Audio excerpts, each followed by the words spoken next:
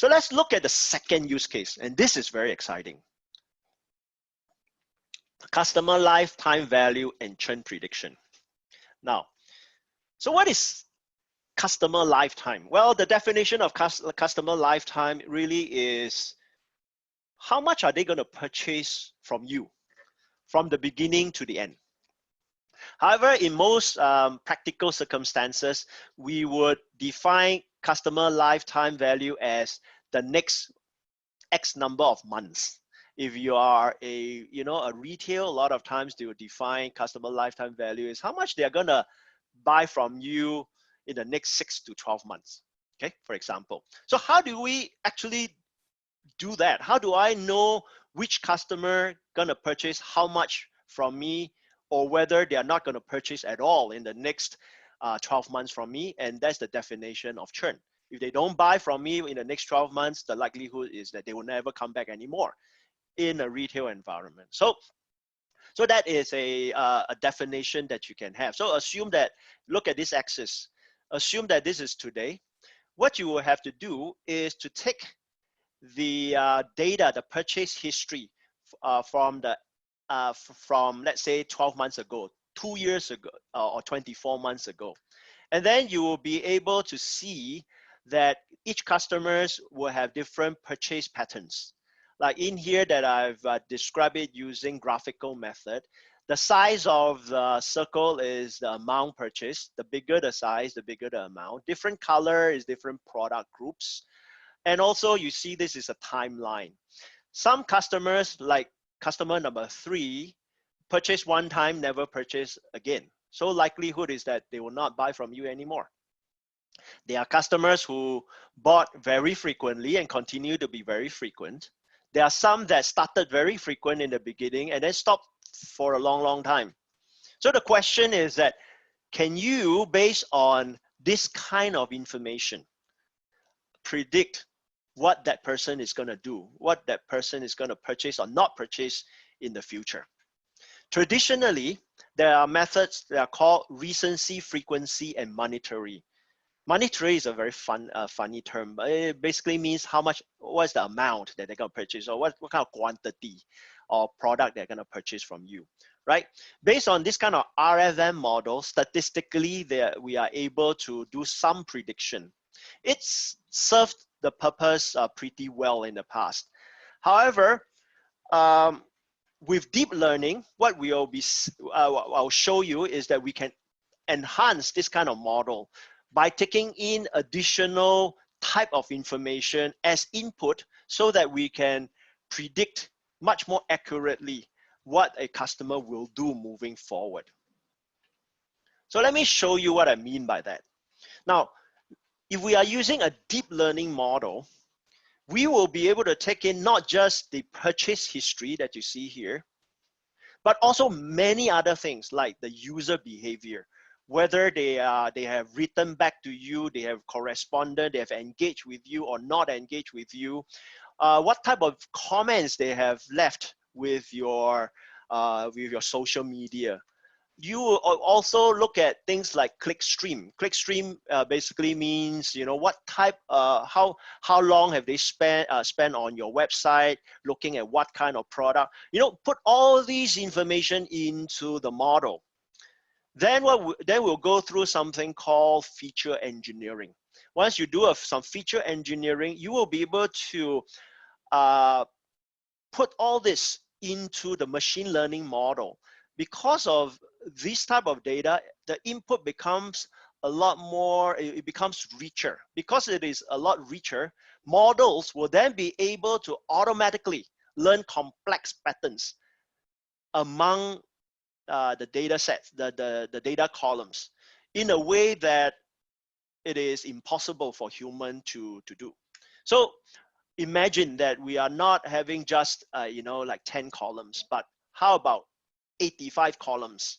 How do you handle those with human, right? But machine learning model can do that quite easily. So once you input that, you will be able to do churn prediction and lifetime value prediction. Again, lifetime value prediction means how much they're going to purchase from you in the next 12 months or so.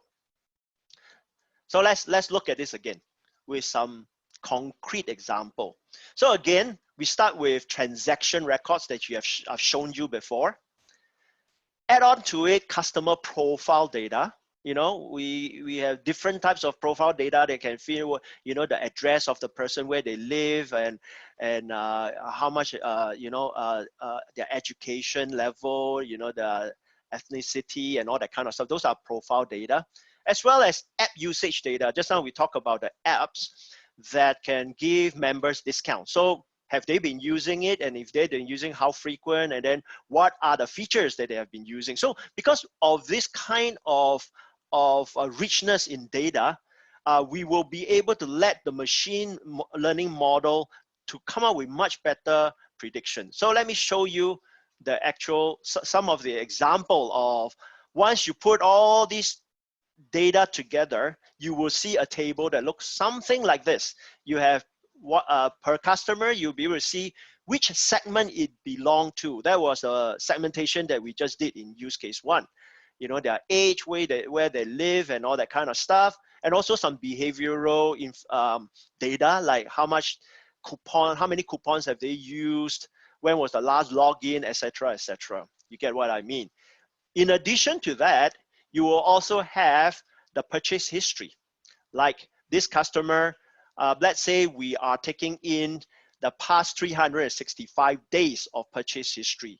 You will then be able to see by each customer which day of that past 365 days they have made purchase and how much. So from here, the machine learning model will be able to deduce or find out patterns, doing pattern recognition of this, what we call time series purchase data, together with the profile data and the usage data that I've just talked about.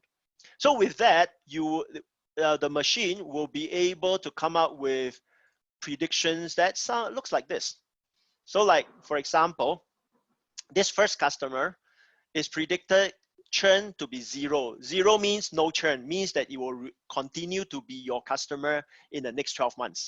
And this person is predicted to purchase between $101 to $500. So you can bucketize the purchase amount.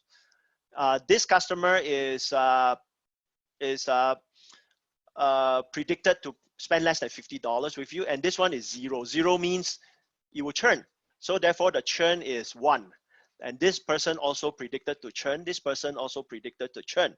So if you look through something like this, what you would then be able to see is that, hey, I've got a frequent buyer who is predicted to churn, and also a big spender predicted to churn. I better pay attention to these two guys.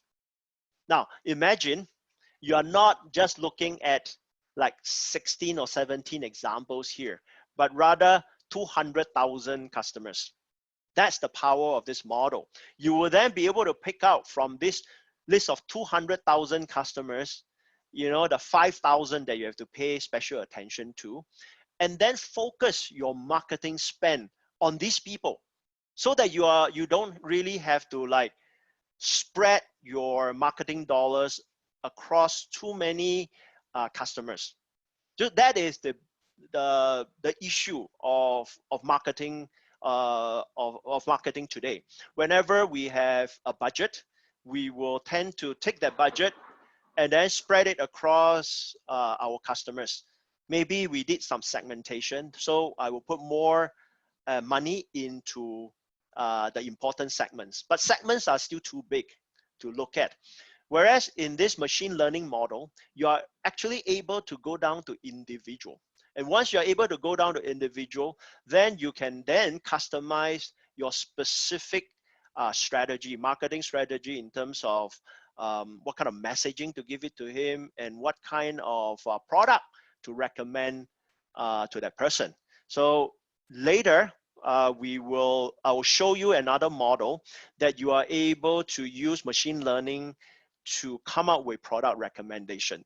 So what I hope you can see is that with this kind of machine learning, it gives you a lot more flexibility. It allows you to play in a very different dimension. You will have a lot more tools on hand compared to your competitors, right? So now in this particular example, the output, you only see like 3 columns. Again, due to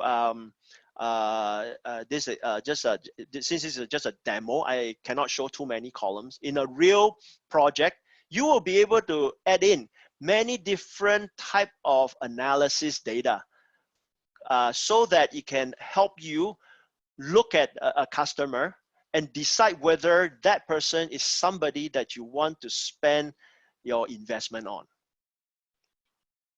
So churn and customer lifetime value prediction is extremely important because we in sales and marketing, we know that customer acquisition typically costs a lot more than retention. Therefore, you will rather spend money in retention than to acquire new customers.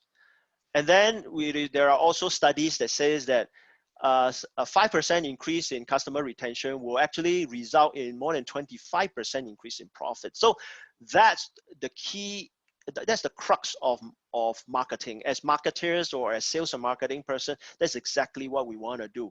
What I hope I have shown you is how AI can help you to do your job better.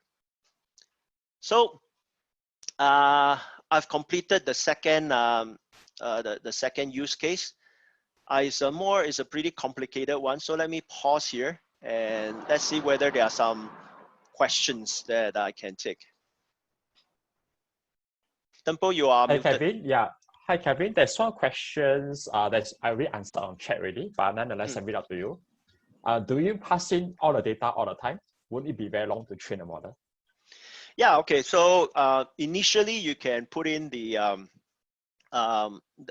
there is a method for you to find out which of the columns are more important than the rest. Therefore, that's called feature selection. So you may start with, let's say, 50 columns, but then after you have done the feature selection, you may pare it down from 50 down to, let's say, 12 or 15. But in a lot of the cases, in the models that we have built, it is not uncommon that we put in about 30, 40 columns into the model. We start with more than 100 columns. Any other questions? No, that's all.